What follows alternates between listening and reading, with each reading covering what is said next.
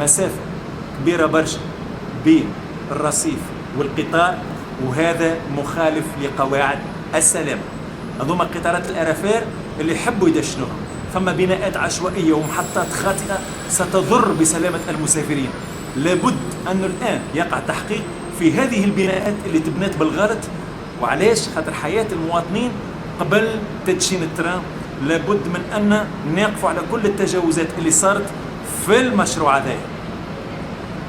باش تحل تحقيق لابد من أنه رئيس المدير العام للشركة الوطنية للسكك الحديدية التونسية ووزارة النقل وسلطة الإشراف ووزارة الداخلية الانتباه، لأن الحوادث كي تقع تجلب كل المأساة للبلاد. المواطن كي يطيح يتعطل التران كامل، تتعطل مصالح المواطنين اللي في التران الكل، ونقعدوا نستناو في السيد وكيل الجمهورية حتى اللي يجي باش يعمل تحقيق في الموضوع هذا. نعرفوا أنه البطلة الرياضية اللي تقصت ساقاها وقت اللي جات تطلع في الترام في محطة رادس الليسي، اللي هي معناها تقصت ساقاها في قطارات الأحواز تونس برج الصدرية، اللي المسافة ذيك أقل من المسافة هذه.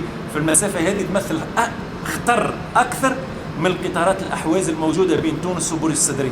رجاء تلافي هذا الخطأ قبل تدشين القطار.